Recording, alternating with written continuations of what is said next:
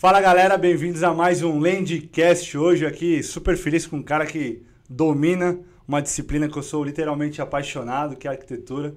O Wellington Cruz, que é o Head de Arquitetura da Mil, uma baita empresa legal. O Wellington passou por Sul América, foi CTO as a Service aí de várias empresas, deu consultoria aí em várias frentes de tecnologia, consultor independente como CTO as a Service. Hoje como Head lá na Mil.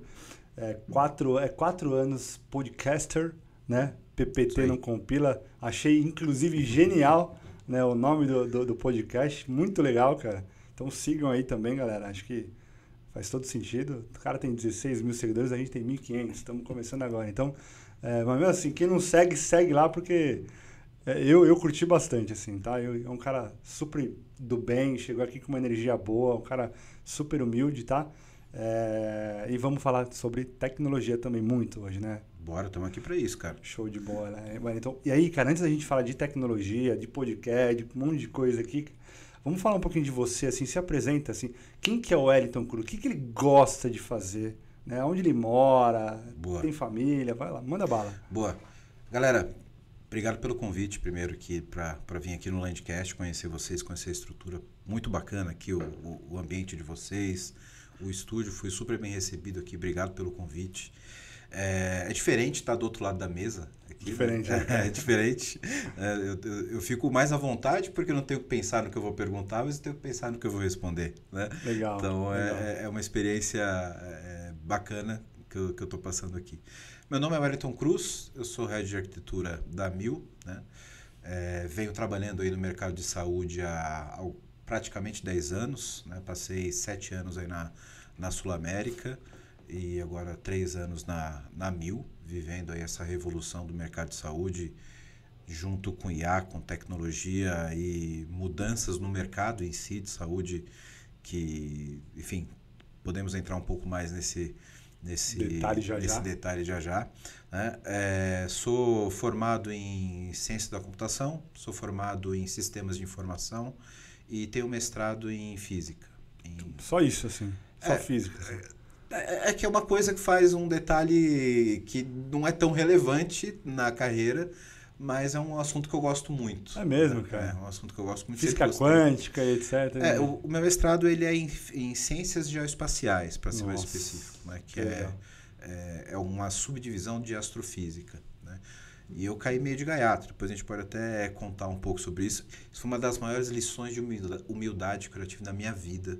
A gente tem, na área de tecnologia, um problema, a gente sabe, nos profissionais sêniors, de ego, etc. Todo mundo deveria passar por uma experiência de lidar com profissionais e especialistas de outra área. Para você entender que existem muitas formas de aprendizado e muitas especialidades.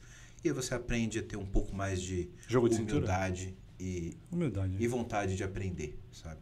Então foi uma das maiores experiências aí que mudou minha forma de pensar até hoje. Então eu recomendo a todo mundo que pegue uma área correlata que você acha interessante, mesmo que seja um hobby. Eu sempre estudei física para o hobby, que eu achava interessante. E aceitei o desafio, porque eu recebi o convite da bolsa do mestrado, falei, vou lá. Cara, mudou minha vida. Que legal, cara. Então, fica aqui a dica. Quanto mais sei que não sei nada. Exatamente. É basicamente isso. Eu não quero abrir uma thread separada aqui no podcast. Não, vamos embora. Mas, cara, primeiro mês, assim, de mestrado, eu me achando o gêniozinho da computação, vou falar com os professores de física, tipo, pesquisador, fudido, os caras super humildes. Cara, desculpa o meu código. Eu fiz esse código simples aqui só para descrever essa equação. Você que é o cara da computação, dá uma olhada nesse código aqui, vê se você consegue otimizar. Eu demorei 3 dias para entender. Código simples pro cara. Código pro cara simples, assim. Tipo, era uma equação monstra. Eu falei, meu Deus do céu, o que eu tô fazendo aqui, velho? Eu até entendo o código, mas eu não tenho a mínima noção do que faz essa equação.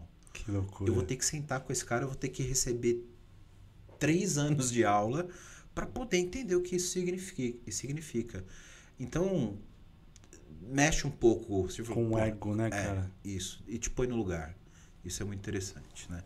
Mas, enfim, voltando para apresentar. O único ponto, nunca subestime ninguém, né, de fato. Exato. Eu aprendi isso tarde na vida, tá, cara? De verdade. Exatamente. Com uns 25 anos. Pra mim foi muito tarde, assim. Sim, sim. Foi mais ou menos a fase que... A gente tem muito deslumbre na área de TI quando você é bom em alguma coisa que você faz. Sim. E a maturidade vem por aí nessa idade, né, cara? Sim. Então você fala, pô, deixa eu dar uma atenção aqui, deixa eu baixar um pouquinho a onda e entender o que esse cara tá me falando, porque eu posso aprender com ele, né? Show. E é isso, já tirei meu green card de manezinho de Florianópolis, há um ano lá em Floripa. Lugar maravilhoso. Lugar excelente, qualidade de vida. Saí de São Paulo aqui tem pouco tempo, né? Tô passando uma temporada aqui com meus pais, a Mil é aqui também, então eu fico mais presente aqui, não saio de São Paulo, fico lá e cá, né? E sou um entusiasta aí de tecnologia, um curioso, life learning... Long life learning, né? E que até hoje gosto de sentar na frente do computador, pegar uma lata de cerveja e codar. Pegar um desafio, cara, pô, como é que funciona isso hoje? Acho que curioso, né? Você tem que ser curioso.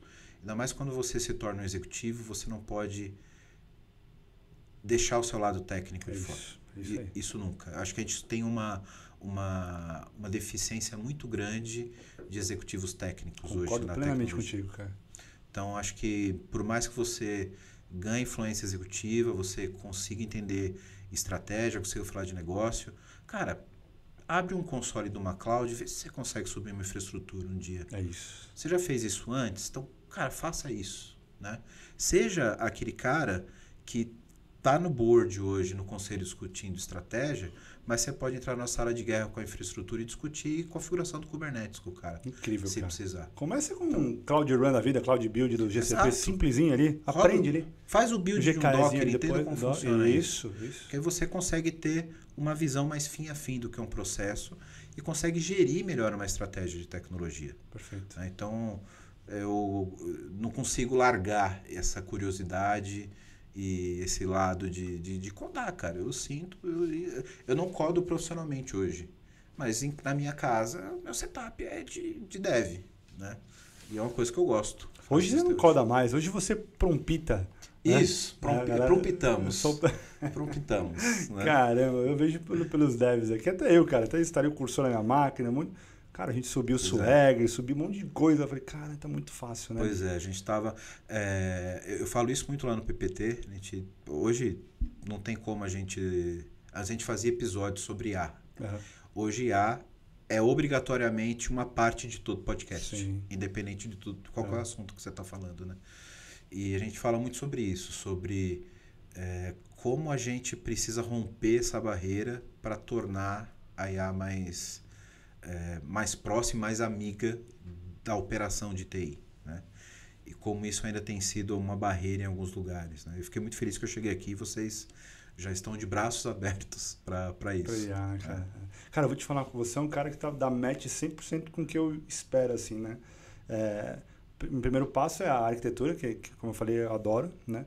E segundo passo eu acho que tenho assim, quase certeza que a próxima onda vai ser algo relacionado à física quântica, né?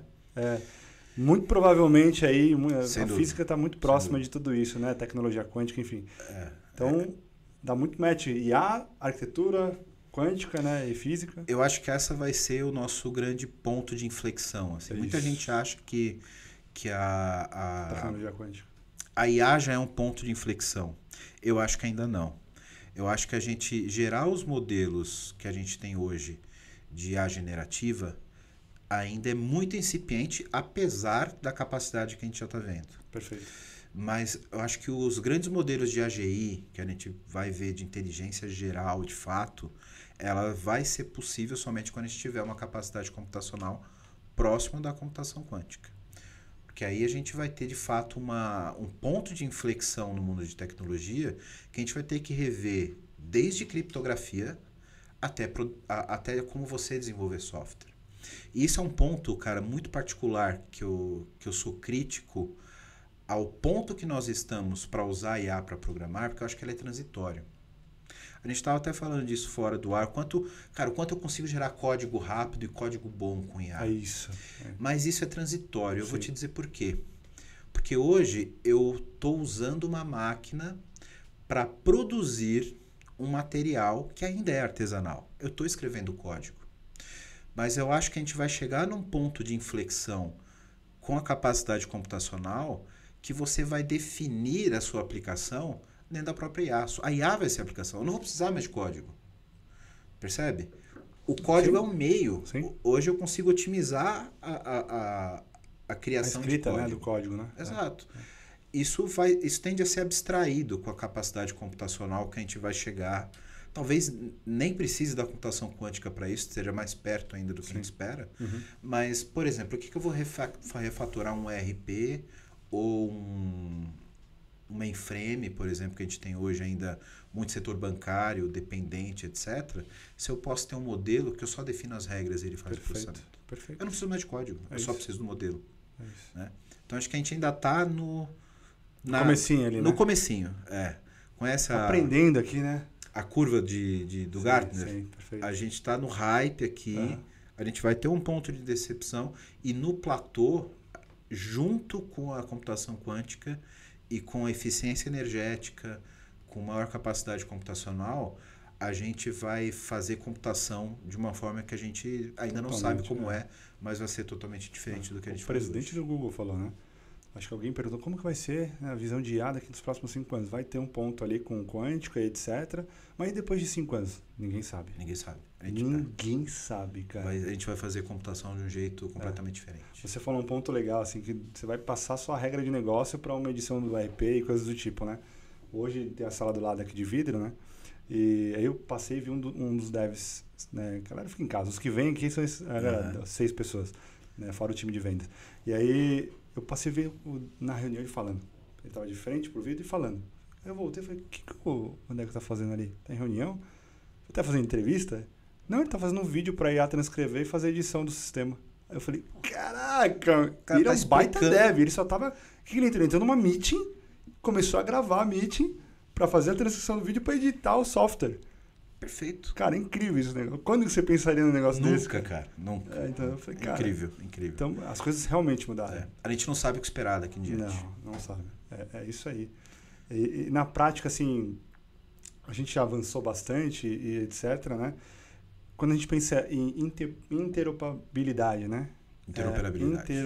Nossa, eu tenho interoperabilidade. Isso. O que ainda trava na evolução de tudo isso dentro das companhias, cara? Cara, quando a gente fala de interoperabilidade em dados de saúde, a gente tem um desafio muito mais de negócio do que de tecnologia. A gente viveu um surto coletivo, que eu acho que foi uma alucinação coletiva que a gente teve uns anos atrás, chamada metaverso. Você lembra disso? Uhum. Aí passou um trem descarrilhado chamado IA generativa e atropelou essa parada. Nesse momento, a gente já previa uma evolução muito boa do uso de inteligência artificial, ainda no modelo classificatório, como a gente falava muito antes de IA generativa, com redes neurais, né? Junto com dados de saúde e projeção de indivíduos em digital twin, que era você que tem um clone seu com suas informações dentro de um universo virtual. E eu acho que o que matou o metaverso foi isso. As pessoas começaram a achar que o metaverso era um Second Life novo, um ambiente 3D, etc. Quando, na verdade, o conceito do metaverso era você ter uma projeção dos seus dados num conjunto informacional sobre as suas informações num ambiente experimental. Tanto que hoje, a gente gravou até um episódio bacana com um executivo da NVIDIA, hoje o metaverso ele é produtivo em indústrias, por exemplo. Que eu consigo ter todas as informações de um galpão, informações de produção de uma indústria, etc. E eu consigo simular nesse ambiente virtual onde eu consigo ter otimização de processos de logística, de manufatura, etc., sem ter que fazer isso manualmente. Caramba. Então, o metaverso hoje ele é produtivo de alguma forma. Em saúde, a gente tinha essa expectativa de que eu conseguisse ter uma projeção sua dentro de um ambiente virtual. A gente pode traduzir isso em termos práticos como prontuário eletrônico, que pertence a você e não pertence ao hospital, ou pertence à operadora, ou pertence ao governo. É um dado seu. Isso é direito seu, segundo a LGPD. E o que impede hoje a gente ter um prontuário eletrônico, por exemplo, atrelado ao seu GovBR ou com uma assinatura sua? Tecnicamente nada. Nós temos protocolos hoje de comunicação, por exemplo, o HL7, que é um protocolo de comunicação de saúde, que ele tem até uma abstração para REST, que chama FHIR. E ele FHIR, F-H-I-R. Que ele é um modelo relacional para API transacional, com domínios de dados extremamente definidos, padronizados com tabelas modelo e com tabelas espelhos, etc., que suporta vários tipos de padrão internacional de parametrização de saúde, como SNOMED, o próprio LOINC e o TIS brasileiro, TIS-TUS brasileiro. Isso significa que, tecnicamente, você tem uma API de troca de dados com contratos padronizados e que fica transparente quando eu vou trocar dado com você. Você fala FHIR, eu falo FHIR, beleza. Eu autentico, eu tenho garantia de que o método que eu vou chamar vai ser respondido, o dado que você vai me chamar vai ser respondido, que é muito parecido com o que o Banco Central fez com o Open Finance e com o Open Banking. Então, criou-se um consórcio, criou-se um protocolo padrão, e as instituições trocam dados de forma transparente. Tecnicamente, a gente não tem nenhum tipo de impedimento. O mercado de saúde brasileiro, ele, mundial, posso dizer, ele tem um grande problema de jogo de interesse. Quando a gente fala de inflação médica, por exemplo, a gente fala de muito desperdício na área de saúde, a gente fala de fraude, as operadoras investem milhões em prevenção de fraude. E o prestador, quanto mais serviço ele prestar, maior é o faturamento dele. Então a gente tem um conflito de interesse entre quem quer economizar e deixar o processo mais enxuto e o prestador que quer prestar quanto mais serviço melhor. Sim. Então por que um prestador vai permitir que eu consiga ter acesso a um exame que você fez semana passada e aí eu não preciso pedir para outro prestador, se o outro prestador pode cobrar novamente para isso? E aí você começa a ter um problema de interesse comercial que, na minha opinião, aí não é informação, é uma opinião pessoal minha, sim. Isso só se resolve como o Banco Central resolveu com o Open Finance. Tem que ter a mão do regulador para falar, gente, agora todo mundo tem que ter transparência e troca de dados centralizado no paciente, que é o dono do dado. Se o cara quer tirar o dado daqui e entregar aqui, ele tem o direito de fazer isso.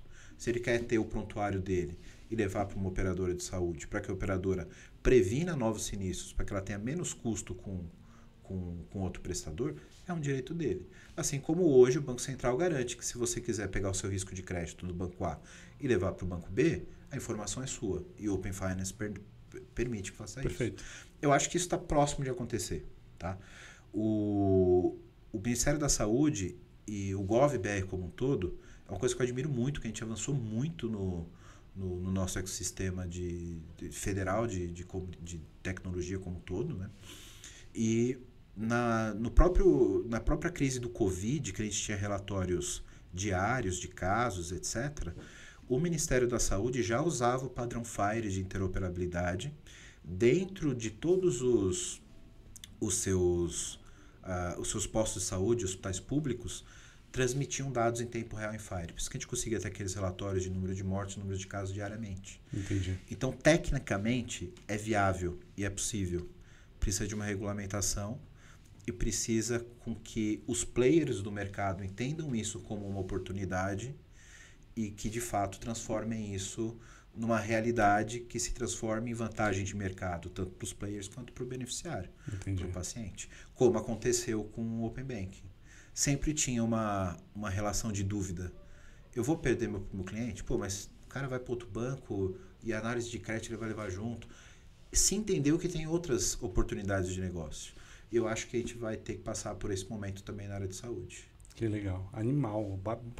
Baita aula, né? Eu vou engatar, assim, uma pergunta muito normalmente feita pelo pessoal, principalmente no Spotify lá, sobre como ser um executivo, né? Como que você chegou até aí, né? Que dicas você dá? Assim, no mínimo 3 dicas, cara, para a turma que está escutando a gente e assistindo a gente. O que eles devem fazer? O que eles devem não fazer para chegar numa cadeira de executivo com êxito, assim como você chegou? Cara, eu acho que a primeira regra para qualquer pessoa que quer ter um cargo estratégico, seja ela de média gerência, alta gerência ou executivo, é ter sempre foco no negócio. E isso é uma dificuldade que nós técnicos temos, né? A gente tem um hábito de se apaixonar pela solução e tentar encontrar um problema para a solução, né?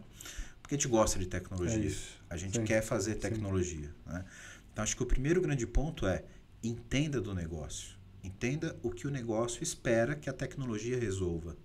E não tente encontrar um negócio para sua tecnologia. A tecnologia é o meio, né? É o meio, sempre. O resultado de negócio é sempre o principal.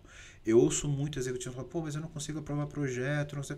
Cara, você não pode levar KPI de tecnologia. Você não quer falar para o cara que você vai fazer uma transformação de legado para uma tecnologia nova que vai entregar para o negócio a mesma coisa que ele já tem com a tecnologia antiga. Isso não vai funcionar. Então, você tem que pensar aonde está o ponto do negócio para que você fale de igualdade com o executivo de negócio. Está todo mundo olhando para o resultado da companhia. E não se a tecnologia é mais nova ou mais velha, ou se você gosta mais de tecnologia A ou tecnologia B. Você tem que levar assim, caso você tenha um gap, e falar, olha, eu tenho aqui uma tecnologia antiga que não tem resiliência, que me leva à instabilidade, que leva a companhia a perder tantos reais, tantos milhões por mês. Aí você está falando de negócio. Então, o primeiro ponto, entenda o seu negócio. Acho que esse a regra de ouro para quem quer ter uma gestão estratégica, principalmente na área de tecnologia. Segundo, acho que a gente não pode se descolar das nossas raízes, como a gente falou, né? Então, você não estudou computação, você não fez uma graduação para trabalhar só com planilha e aprovando GMUD. Continue sendo técnico e aproveite essa oportunidade que você tem de tomar decisão executiva com embasamento técnico. Isso vai levar ao que a gente chama de estratégia. Perfeito. Então você vai olhar o que é o negócio, vai entender como que a tecnologia impulsiona, ou a velha disciplina que a gente tem de arquitetura corporativa, quais capacidades de tecnologia eu tenho que definir para gerar capacidade de negócio que vai gerar resultado de negócio. Então, não saia, não ache que você virou gestor e você não precisa. Não preciso mais olhar para isso. Né? Não. Continue estudando e aprendendo sempre. Né? E terceiro, eu acho que é super importante. Toda grande empresa ou todo processo que a gente tem de convencimento, de negociação, requer soft skill. Né? Então, navegue bem com as pessoas. Crie pontes. Tenha bons relacionamentos. A gestão é muito sobre isso. Né? Eu acho que tem uma diferença muito grande entre ser líder e ser chefe. Não seja chefe, né? Seja líder. Quando você é líder, você passa a ser líder até de pessoas que não são do seu time. As pessoas vão se identificar com você. Então, você é líder de quem até você não é chefe. E assim você consegue mudar o comportamento das pessoas. Né? Então, trabalhe o soft skill, trabalhe o relacionamento e seja autêntico, cara. Não adianta, não seja um cara diferente porque você passou a ser chefe ou... Tem uma galera que muda, hein, cara? Já ouviu falar em... quer conhecer uma pessoa, dê um pouco de poder a ela? É isso aí. Exatamente. Então, você não tem que ser um cara diferente só porque você passou a ser um executivo. Eu vou trabalhar com camiseta de banda até hoje. A galera fala, pô, esse é o cara de arquitetura. O cara chegou com skin de motoboy, de dev. Porra, mano. Mas eu continuo sendo o mesmo cara, entendeu? Então, você ter esse lado interpessoal, eu acho que é muito importante no seu convívio. A área de arquitetura, ela é um grande advisor. Ela não define estratégia, ela convence a estratégia. Excelente. Então, você tem que ter um bom relacionamento com a área de desenvolvimento, você tem que ter um bom relacionamento com a área de infra, e você tem que saber que você não vai sentar com a camiseta de banda na mesa do conselho. você tem que saber exportar também no momento certo. Então você tem que criar pontes, né? Vamos falar que a área de arquitetura é quase uma agência da ONU dentro da companhia. Gente, vamos fazer o que é possível da melhor forma. Talvez a melhor solução não é possível agora, mas vamos construir um roadmap. E é concessão, é relacionamento. Né? Então, acho que esses 3 pontos, cara, são essenciais para de fato você conseguir ter um sucesso aí na área estratégica de tecnologia. Cara, você falou um ponto super legal, assim, que eu senti isso na pele, assim, né? De seja você mesmo, né? Eu ia camisa colorida, meia colorida, tênis colorido, eu tenho 35 tênis da Nike, né? Tênis colorido, E aí, eu, diretor executivo de uma multinacional, eu voltando do almoço sozinho, atrasado, a reunião era com um vice-presidente de uma consultoria, né? E aí eu entrei no elevador e o cara veio. E o cara, terno, gravata, cabelo, e eu entrei, eu falei, bom dia, boa tarde, e fiquei no celular. E aí me incomodou porque o cara ficou assim pra mim. E ele não sabia quem eu era. Né? E eu também não sabia quem era ele. E eu sou eu mesmo, cara, sempre fui, né? Aí, beleza, entramos juntos no andar da empresa, falei, cara, beleza, fui pra minha sala, deu 5 minutos, a secretária liga. A reunião, tá? Eu, legal, o cara chegou, né? Pode mandar aí pra sala, daqui a pouco eu vou lá. Entrei na sala, era o cara. Mas o cara ficou roxo. Mas roxo, cara. O cara não sabia nem porque ele me media. Ele fez assim, tipo, que esse cara aqui, ele todo cheiroso, arrumado. Sim. Pô, você é o cara do elevador, né, cara? Ele todo sem graça, cara. Já aconteceu comigo, só que uma situação não foi tão indiscreto como no seu caso. O cara foi, mas eu me senti mal. Porra, eu me senti mal. Mas já aconteceu de eu entrar também de camiseta de banda e tal. O cara todo de terno, todo arrumadinho, lá, quietinho no elevador. Quando eu subi na sala de reunião, era o cara que ia fazer entrevista comigo. Cara, olha isso. Mas ele não foi indiscreto, não foi... Né? Fosse nesse caso aí, teria sido muito pior. Não, e pior que eu falei pro cara, você quer tirar o terno pra sentir mais à vontade? Ele, não, vou tirar. E ainda eu fechei negócio com os caras. Não, foi alguns milhões ainda. Mas é isso, cara. Legal demais. E acho que é isso, assim. Seja você, né? Seja você. Muito legal. Se a gente olha para dados de saúde hoje, ou qualquer outra frente, né, operadora, hospital, whatever, né? Startup, enfim. O que mais te preocupa, assim? A qualidade, o acesso ou, de fato, o uso? Eu acho que os 3 pilares são defeituosos. Mas eu acho que eles são sintomas. Eles não são o problema. Qualidade do dado, ele é um sintoma. O mau uso do dado, ou o uso não autorizado, ou o uso que não faz, de fato, um resultado para o negócio. Qual foi o outro pilar que você falou? Qualidade, acesso e uso. E o acesso ao dado, principalmente o acesso ao dado, eles são sintomas de processos que nós não temos que não garantem esses pilares. Perfeito. Então, acho que o nosso maior problema hoje de dados, não só de saúde, mas na maior parte das empresas, é não ter uma gestão e uma governança de dados adequada. Né? As empresas hoje negligenciam os seus dados. E acho que esse é o maior problema. Literalmente, né? Literalmente. Quando a gente fala principalmente em processo de desenvolvimento de software, e em coesão de arquitetura numa companhia enterprise, de fato uma empresa que precisa ter uma gestão e uma governança sobre isso, é muito difícil a gente ver empresas hoje que são data-centric, de fato. Você vê pequenos silos, onde muitas delas ainda operam como application-centric. Então o cara vai criar uma aplicação, ele modela os dados para aquela aplicação, ele não tem a menor noção do que é domínio informacional, se já tem aquilo num MDM ou numa outra aplicação, se ele vai replicar algum tipo de dado. Ele não modela antes o dado, não tem um estudo de governança de dados e de modelagem para que você desenvolva a aplicação em cima do dado para produzir o dado, e não o contrário. Então, esse processo de governança, ele é ainda extremamente defasado no Brasil. Então, a gente ainda não valoriza como deveria valorizar a área de governança de dados. Né? Então, E isso é um pouco do papel da arquitetura de prevenir esse tipo de coisa, porque um dos papéis da área de arquitetura é evitar que uma grande empresa vire pequenas empresas que não se falam entre si. Né?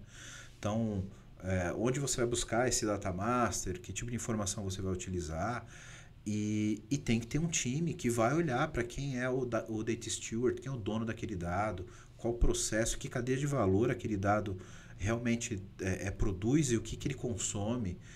E quando você não tem esse processo, você vai ter um mau uso, vai ter um dado de má qualidade. Por quê? A maioria das empresas não olha o processo de governança do seu transacional, pega tudo aquilo, leva para um lake house. River Lake. Leva para um data swamp. Né? E aí, tenho 30 tabelas de clientes. Qual é o meu melhor dado? Qual é o dado correto? Sim. Qual dado que gera valor? Não tem um dataset ali por área, alguma coisa do tipo, né? Não tem. Então, isso começa desde o mapeamento de arquitetura corporativa, de saber quais são as cadeias de valor, quais são os dados que são produzidos, quais são os dados que são consumidos para produzir aqueles dados. Excelente. E se você não tiver esse cuidado para ter essa governança ainda no transacional, o teu data lake vai virar um pântano. E aí você não consegue utilizar o dado, não tem qualidade do dado, e corre até um risco de privacidade ou um risco de estar levando uma informação que não é real para um dashboard para tomada de decisão que é real. Perfeito. Né? Então você está tomando decisão em cima de um dado que não é confiável.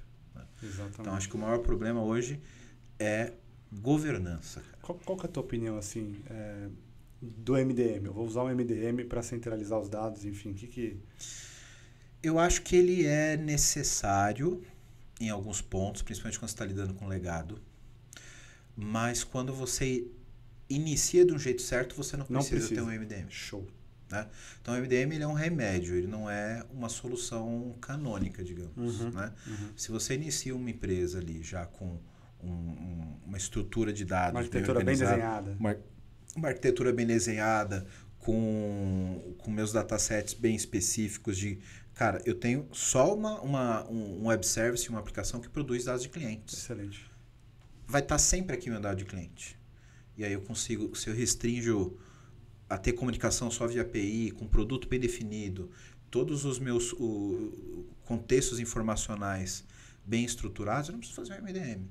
Agora, quando você tem já um legado de muitos anos, de outras arquiteturas, um ecossistema gigante. Aí você tem que, de fato, remediar. E aí o MDM pode ser uma solução transitória para que você conserte e tenha... O MDM conserta e desliga, né? Exato. Bom ponto. A gente atende gigantes aqui, preciso de um MDM, calma. Deixa a gente olhar. Realmente, nesse caso, precisa de MDM para depois fazer o turnaround. Exato. Se você nasce já, por exemplo, com um data mesh bem estruturado, perfeito, você não precisa do MDM. É isso. Né? Sensacional. E hoje na tua cadeira, que é uma cadeira grande, né, de arquitetura, uma das principais cadeiras da companhia, né? Quem é técnico sabe qual a importância. Todo mundo sabe, né? Mas quem é técnico sabe que a arquitetura nessa evolução gigantesca que tem de novas tecnologias, né? Eu falei para você lá fora, né? Cada 6 segundos tem uma empresa nova aí de tecnologia, de IA, né? Como que você se atualiza hoje no dia a dia? Assim, você tem teu podcast lá, né? Animal, toda hora, né? Coisa. Mas você tem algum ritual para se atualizar, para pesquisar, para saber o que falar? Como que é teu dia a dia, assim? Cara, uma das coisas que me fez criar o podcast, PPT Não Compila, foi uma crítica que eu tinha das empresas que eu passava, que a gente tinha uma bolha onde as pessoas ficavam presas sempre naquela solução, sempre naquela operação e naquele modus operandi. Da mesma forma que é muito bom que as empresas tenham a sua própria cultura, também não é interessante que elas não coloquem a cabeça para fora da caixa. Então, o podcast foi uma maneira de eu me conectar com outras pessoas e que eu conseguisse olhar a minha cadeira de fora. E eu conseguisse me conectar como outras pessoas estão vivendo soluções semelhantes ou soluções que eu nunca passaria na minha vida e avaliar algum tipo de tomada de decisão ou uma experiência diferente. Perfeito. Né? Então, o podcast me ajuda muito nisso. É uma forma de eu me atualizar, de eu ter um bom relacionamento com pessoas do meio e de eu ter esse contato com coisas que eu não teria se eu estivesse preso dentro da bolha de tecnologia e saúde. Então, esse é o primeiro ponto. O segundo é que, cara, eu até para ter insumo para fazer o podcast, eu preciso ler bastante, eu preciso tá sempre procurando notícias, assinando newsletter,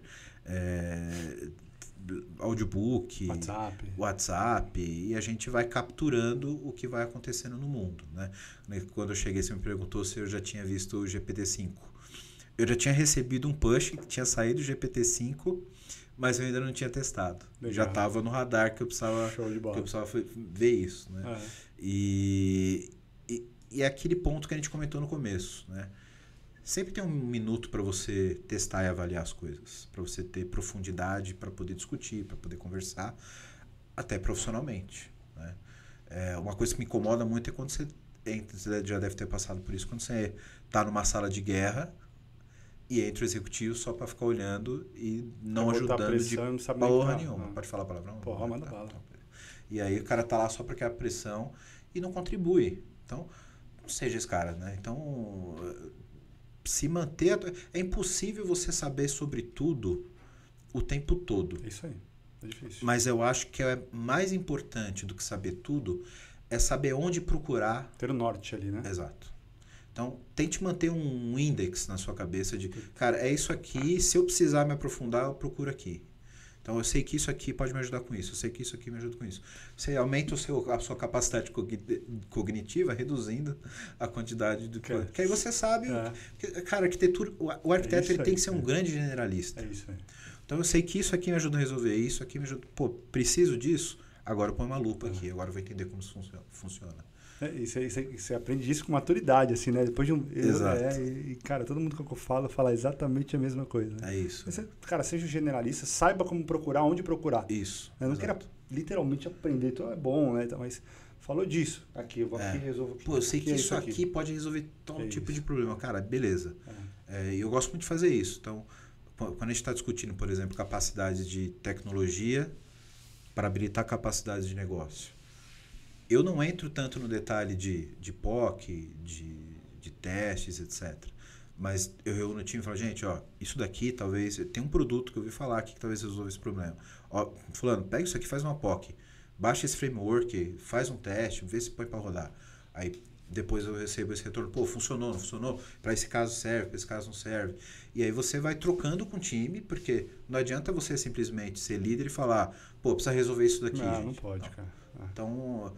Eu acho que o grande lance de você ser generalista é, de fato, saber onde procurar e onde aprender. Sensacional. E se você fosse dar alguma dica para a turma, assim, referente a indicadores hoje, né? Que tipo de indicadores você acha que é importante, né? Dito desenvolvimento, enfim, de negócio, sei lá, NPS, Cycle Time, Lead Time, Throughput, o que você... Eu não sou muito ligado em números, cara. É mesmo? Eu não sou muito ligado em números. Porque eu acho que tem gente especialista em ITIL para isso. Sabe? Eu acho que esses caras conseguem fazer isso. Sensacional. Muito bem, né? E eu não preciso saber fazer isso. Né? Então, eu acho que esses caras estão mais preparados para isso. Eu acho que o grande indicador que você tem que ter é o quanto de relevância o seu trabalho tem de impacto no resultado do negócio. Esse é o maior indicador que a arquitetura pode ter. Pô, a gente pensamos numa solução que reduziu em tanto o custo de operação, ou conseguiu ter um retorno comercial de tanto, ou a gente substituiu uma plataforma que deu uma economia de tanto. Esse é o maior indicador que você tem que ter. Eficiência ali, né? Eficiência. Negócio, né? Impacto no negócio. Seja financeiro, seja em eficiência operacional. Vida do cliente ali. Exato. Você falou TMA ali, né? Vamos lá. TMA, isso, exato, que a gente falou aqui fora. Pô, como é que a gente consegue otimizar isso? Esse é o maior indicador, né? Eu acho que indicadores de operação de tecnologia, cozinha da tecnologia, tem gente que faz isso melhor que a gente. Muito bom, muito bom.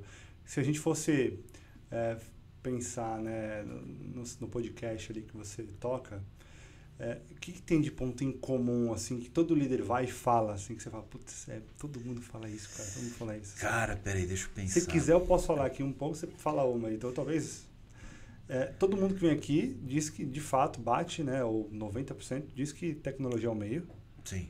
E que pessoa é o mais importante. O time é importante, né? Exato, exatamente. De fato. Eu acho que quando a gente fala de liderança, é isso. É você tá sempre ligado às pessoas, sempre tá ligado Porque tecnologia é fácil, tecnologia se aprende.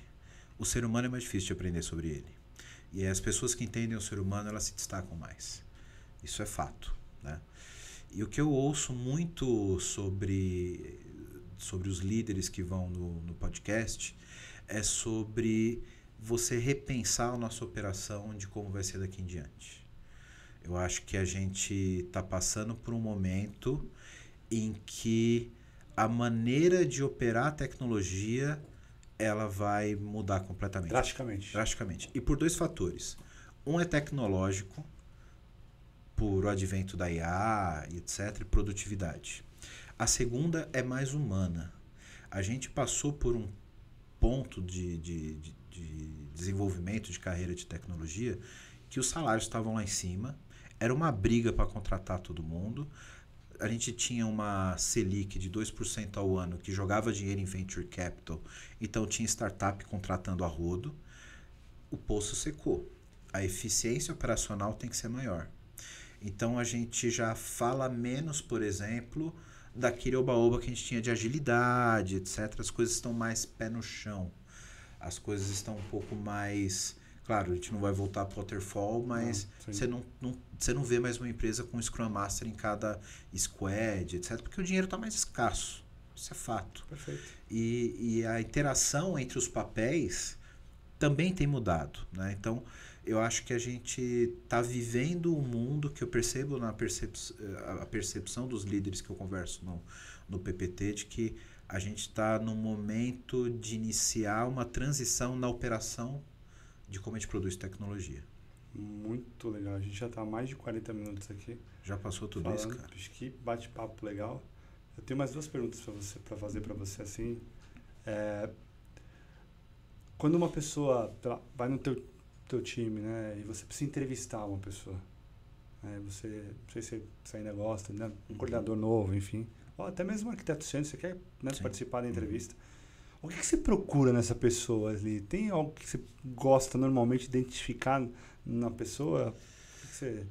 Cara, eu tenho 2 pontos que são essenciais para mim, para um profissional tá bem dentro do meu time. Primeiro é ele ter um bom traquejo social. Não que o cara não possa ser tímido, etc. Mas eu acho que na área de arquitetura o cara tem que navegar bem na companhia. Desenrolado ali. Ele tem que ser desenrolado. Né? Então o cara tem que se expressar bem, ele tem que ter clareza de ideias, ele tem que ser um cara que consegue se vender bem. Né? Ele tem que ter um ponto social que seja cativante. Acho que isso é muito importante. Não que isso seja uma regra para a de tecnologia, mas que para a arquitetura ele é muito importante. O cara tem que navegar bem. Né? E o segundo ponto, que eu acho que deve ser o mais polêmico, é que eu não avalio tanto a capacidade técnica do cara. Eu não quero saber o quanto ele sabe. Eu não quero saber se ele é especialista em Kubernetes, se ele é especialista em arquitetura corporativa, eu não sei se ele decorou o ITIL, eu não quero saber. Eu quero saber qual é a capacidade desse cara aprender. Quanto desenrolado esse cara é. Amanhã vai surgir uma tecnologia nova. O quanto esse cara consegue deitar numa documentação de uma aplicação, de uma plataforma, e amanhã está desenrolando com isso. Então isso para mim é muito importante. Porque o conhecimento técnico a gente passa pro cara. Paga uma certificação para esse cara. Eu não quero que ele chegue aqui com 500 certificações, pô, eu tenho um manjo dessa nuvem. Não. Beleza.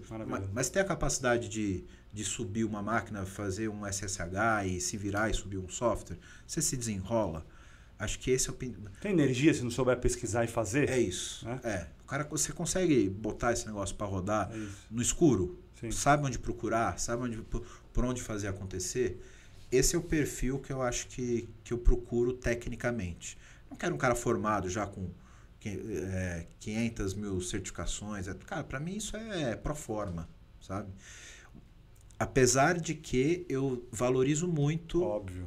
uma formação acadêmica adequada. Porque, eu vou me explicar, porque pode parecer contraditório, né? Eu acho que uma boa formação acadêmica dá condições do profissional ele conseguir ter fundamentos que ajudam ele a aprender qualquer coisa. Né? Boa base, né? Então o cara tem que ter uma boa base. Não adianta o cara falar, pô, desenrola nessa programação, nessa linguagem, nesse framework, se ele não sabe paradigma de programação, ele não sabe o que é um imperativo. Então ele tem que ter uma boa base, tem que ter uma boa formação. Né? Então acho que eu sou um dos poucos gestores que valoriza a formação profissional. Né? Tipo, pô, não, o cara manja muito disso aqui, nunca fez uma faculdade. Cara, o dia que esse framework, essa linguagem sumir, será que ele vai programar tão bem numa nova linguagem? Eu não sei, sabe? Muito bom. Então, acho que ter a base é muito importante. Vou te falar assim, a gente atende grandes clientes aqui, né? E isso vem aparecendo bastante, cara.